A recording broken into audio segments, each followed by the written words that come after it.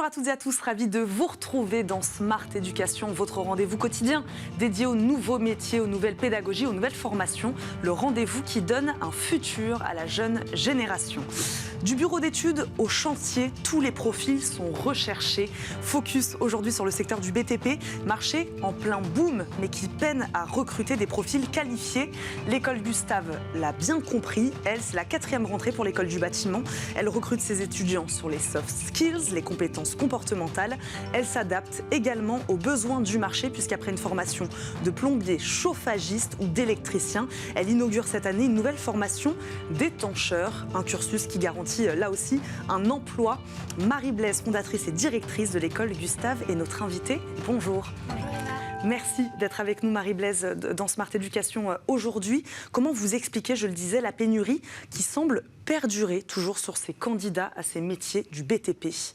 Je pense qu'il y a plusieurs raisons. Le BTP a été et est toujours aujourd'hui des métiers qui sont dénigrés. Les métiers manuels qui sont souvent vus comme moins attractifs que les métiers qu'on dit intellectuels. Et ça part d'un truc qui est tout simple, c'est qu'à l'école, on va plus souvent pousser des étudiants, des lycéens vers des métiers de longues études que vers des CAP de plombier chauffagiste. Comment redorer le blason du travail manuel ? Comment on peut faire ? Je pense que déjà, il faut repartir sur des faits concrets, c'est-à-dire qu'est-ce que ça veut dire travailler dans le bâtiment ? Quels sont les jobs qui sont disponibles dans le bâtiment ? Combien est-ce qu'on gagne dans le bâtiment ? Et ensuite aussi, quelles sont les perspectives d'évolution ? Quand on travaille dans le bâtiment, on peut créer sa boîte, on peut travailler comme plombier chauffagiste, monter comme chargé d'affaires, créer son entreprise. Il y a plein de perspectives d'évolution et ça, il faut communiquer dessus pour que les personnes, les jeunes et les moins jeunes puissent se projeter. Il faut faire de la pédagogie sur ces métiers. Pourquoi vous avez fait le choix de ces formations en particulier ? Je le disais, électricien, plombier, on parlera d'étancheur par la suite, mais est-ce que ce sont actuellement les métiers les plus demandés dans le bâtiment ? Oui, complètement. Les métiers de plombier chauffagiste et d'électricien sont les métiers avec la plus grosse pénurie de main-d'œuvre, notamment sur les métiers de plombier chauffagiste. Aujourd'hui, en Ile-de-France, il manque 5000 plombiers chauffagistes, ce qui est colossal. Et plus de 3 entreprises sur 4 disent qu'elles ont du mal à recruter. Ce sont des métiers qui sont aujourd'hui très demandés, mais demain, ce sera encore pire parce qu'on sait qu'il y a des énormes besoins, notamment avec tout ce qui est rénovation énergétique, et on a encore plus besoin de ces profils-là. Quel lien vous entretiez justement avec les entreprises, qu'elles soient privées ou publiques, celles qui donc embaucheront vos étudiants à la fin de leur cursus ? Voilà, comment vous discutez avec eux de leurs besoins, justement ? Donc on travaille avec des grands groupes, avec des petites entreprises aussi, avec des entreprises de moins de 5 salariés et avec des grands groupes comme Engie, Vinci, IDEX. Et avec eux, on va écouter ce dont elles ont besoin. Les entreprises aujourd'hui, elles ont avant tout besoin de personnes sur qui elles peuvent compter. De personnes qui vont être à l'heure le matin, qui vont bien savoir communiquer avec leurs patrons, avec leurs collègues. Et donc, on va les écouter et ensuite, de notre autre côté, on va aller chercher les profils qui correspondent aux besoins des entreprises. On va en parler justement des profils de vos étudiants. Peut-être qu'on y viendra justement grâce à cette question. Pour quelles raisons vous les recrutez aujourd'hui sur les soft skills, donc les compétences comportementales en français ? Est-ce que c'est peut-être pour ouvrir à davantage de candidats ? Bien sûr, je pense que l'avantage du bâtiment, c'est que c'est un milieu où on peut venir travailler où il n'y a pas de prérequis particuliers. À part la bonne volonté, la motivation et la rigueur, toute personne qui a envie d'apprendre peut se former au métier du bâtiment. Donc c'est pour ça que l'on va aller dénicher les profils les plus motivés, les plus pertinents pour convenir aux besoins des entreprises. Donc aujourd'hui, c'est ça que vous recherchez, quelqu'un de motivé, exactement, avec de la volonté. Voilà, quelqu'un de motivé. Donc tout simplement, ça peut être aujourd'hui dans nos écoles, on va avoir des personnes qui ont fait du commerce avant, des personnes qui ont travaillé dans l'intérim, dans la livraison de colis, et des personnes qui ont toujours voulu travailler dans le bâtiment, mais simplement on les a orientés vers des grandes études. Donc nous, ce que l'on va chercher, c'est des personnes avec un projet concret, qui ont envie de travailler dans ces métiers, qui connaissent la réalité du terrain, parce qu'il faut le dire, travailler dans le bâtiment, c'est un métier physique où on travaille sous la pluie, on fait des longues heures. Donc il ne faut pas cacher la réalité du terrain. Par contre, il faut aussi montrer les perspectives d'évolution et pourquoi est-ce que ces métiers sont attractifs. Donc en quoi consiste le recrutement alors à l'école Gustave? Vous leur faites passer un entretien, un test, un quiz, voilà, comment vous déterminez, comment vous discutez avec eux de tout ça? Exactement. Donc on va d'abord leur faire passer un formulaire où on va apprendre de leur motivation, d'où est-ce qu'ils viennent, et ensuite on va leur faire passer un entretien de motivation en visio ou en physique avec une personne chargée de recrutement chez nous. Puis ensuite, on va aussi les faire venir à l'école, venir rencontrer les entreprises pour tester des choses toutes simples comme la ponctualité, comme comment est-ce que je me tiens, est-ce que j'ai mes écouteurs, à quel point est-ce que je m'intéresse au métier, et puis tester toutes leurs connaissances du métier pour être sûr qu'elles connaissent bien la réalité du terrain. Donc sur le profil, vous le disiez, des apprenants qui viennent un peu de tous les milieux, tous les secteurs, femmes, hommes. Est-ce que la parité est respectée? On en parle beaucoup, notamment sur ces métiers-là très masculins, les métiers du bâtiment. Voilà, est-ce que vous cherchez par exemple particulièrement à aller dénicher des femmes?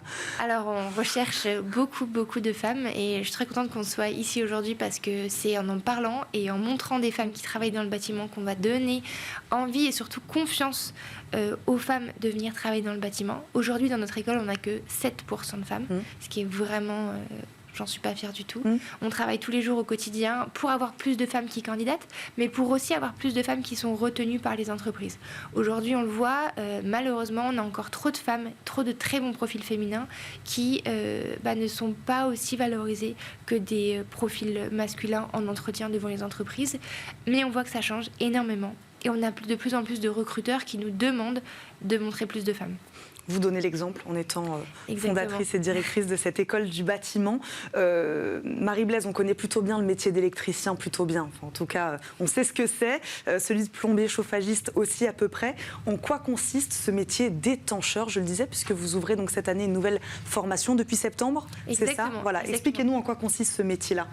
Alors, le métier d'étancheur, on peut faire un parallèle avec le métier de la couverture, qui est plus connu. Donc la couverture, les personnes qui sont couvreurs, qui travaillent sur les toits.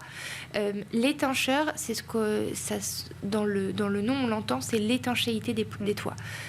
C'est pour faire en sorte qu'il n'y ait pas d'eau qui passe au travers du toit. Donc les étancheurs vont principalement travailler sur des toits plats et on va les voir sur des toits de centres commerciaux, de maisons avec des toits plats. Et c'est un métier qui se développe de plus en plus et dont on a de plus en plus besoin. Aujourd'hui, vous diriez que c'est un métier central aujourd'hui dans le secteur, dans la filière de Je pense la que surtout dans l'industrie, c'est un métier qui est de plus en plus demandé parce qu'on a de plus en plus de toits plats. Donc en effet, c'est même avec les rooftops, voilà, on va avoir de plus en plus besoin de ces métiers-là. On a décidé d'aller sur les métiers de l'étanchéité justement parce que la Chambre des métiers de l'étanchéité, la CSFE, est venue nous contacter pour nous demander de travailler avec elle sur la revalorisation de ce métier, sur le faire connaître, un métier qui est trop peu connu aujourd'hui, et sur aller chercher les profils qui correspondent à ces métiers-là, qui ont envie de se former dans ces métiers, et évidemment bien les former à ces métiers. Donc par qui sont-ils formés justement, les apprenants? Par des gens du terrain? Complètement, toujours par des formateurs terrain qui vont enseigner du coup les bases théoriques et pratiques nécessaires au métier, mais aussi la réalité du terrain pour qu'on forme des personnes qui correspondent aux besoins des entreprises, qu'on soit toujours sûr que notre pédagogie corresponde à ce dont on a besoin sur le terrain. Puisque c'est vrai qu'on n'en a pas parlé, comment s'organise le cursus à l'école Gustave? Je crois que ce sont des formations plutôt accélérées. Comment ça marche exactement? Exactement. Ce qu'on a fait, c'est qu'on est parti du constat que les personnes aujourd'hui que l'on forme doivent bien évidemment correspondre aux besoins des entreprises. Donc on a été voir les entreprises et on leur a demandé de quoi est-ce qu'elles avaient besoin. On a fait une liste et ensuite on a fait une pédagogie qui est en 2 temps. Tout d'abord 3 mois de formation intensive à l'école où là on va enseigner toutes les bases théoriques et pratiques. Puis une fois que les personnes ont ces 3 mois de base, on les envoie en entreprise en alternance. Elles font 3 semaines en entreprise, puis 1 semaine à l'école, et ce pendant 12 mois.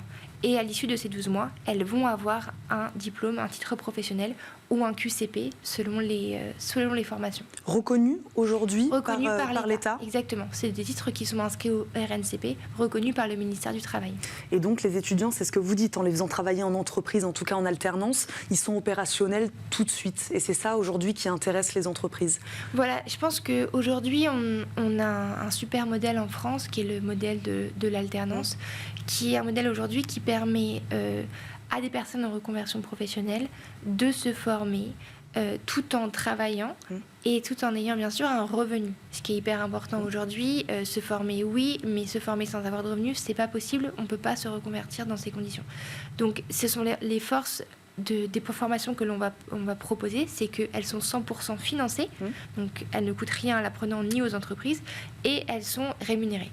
Est-ce que dans les faits, ces apprenants, ces étudiants vont travailler dans l'entreprise dans laquelle ils ont fait leur alternance? Voilà, quel est le taux d'insertion professionnelle des étudiants de l'école Gustave? Et voilà, est-ce que dans la pratique, ils restent finalement dans l'entreprise dans laquelle ils ont fait leur alternance? Alors, le taux d'insertion à la suite du bootcamp, il est de 95%. Donc, il est élevé par rapport à des écoles similaires. Ensuite, savoir si les étudiants restent ou pas dans leur entreprise après leur alternance. Aujourd'hui, on n'a pas assez de recul encore pour le savoir. On voit que certains restent. La plupart ont une proposition de leur entreprise. Par contre, tous ne souhaitent pas rester, tout simplement parce qu'ils souhaitent voir aussi autre chose pour pouvoir se former. La particularité du bâtiment, si on reprend par exemple le métier de plombier chauffagiste, c'est qu'il y a énormément de façons différentes d'être plombier chauffagiste. Donc c'est intéressant de travailler dans différentes entreprises aussi pour toucher à différentes choses. Est-ce qu'une poursuite des études est possible aussi après l'école Gustave? Si on le souhaite, on peut tout à fait continuer puisque nos diplômes sont reconnus comme un CAP classique, donc on peut continuer vers d'autres études.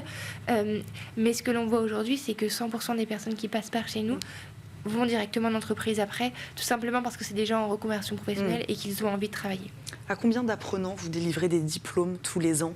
Alors là, aujourd'hui, on est dans notre première année. On finit notre première année et on va avoir formé 250 personnes cette année. 250 personnes cette année. Donc on a parlé de cette nouvelle formation donc d'étancheur. Quelle formation vous pourriez ouvrir la prochaine rentrée? Et bien, la prochaine rentrée, on va déjà lancer un nouveau campus à Lille en janvier et ensuite en juillet 2023. Donc l'objectif est plutôt de s'étendre pour l'instant, ou en tout cas d'adresser à plus de personnes sur le territoire? Exactement. Donc on a deux axes différents. On a l'axe de s'étendre géographiquement avec donc un nouveau campus à Lille qui se lance en janvier et deux autres campus en octobre à Lyon et Marseille en octobre prochain. Puis, comme vous le dites, de nouveaux métiers, notamment le métier de la couverture, qui est un métier similaire au métier de l'étanchéité, de la même famille, mais qui est un métier extrêmement demandé aujourd'hui. Donc, on souhaite adresser. Puis après, il y aura d'autres métiers, mais le bâtiment, ça évolue aussi très vite. Donc, on s'adaptera, et c'est aussi notre force de pouvoir s'adapter aux besoins du marché l'année prochaine. Merci beaucoup Marie-Blaise d'avoir répondu à nos questions aujourd'hui dans Smart Education. Je rappelle, vous êtes la fondatrice et directrice de l'école Gustave. Merci beaucoup d'avoir été avec nous. Merci à vous de nous avoir suivis. On se retrouve évidemment très très vite pour un nouveau numéro de Smart Education. Je vous souhaite une très bonne journée et je vous dis à très vite.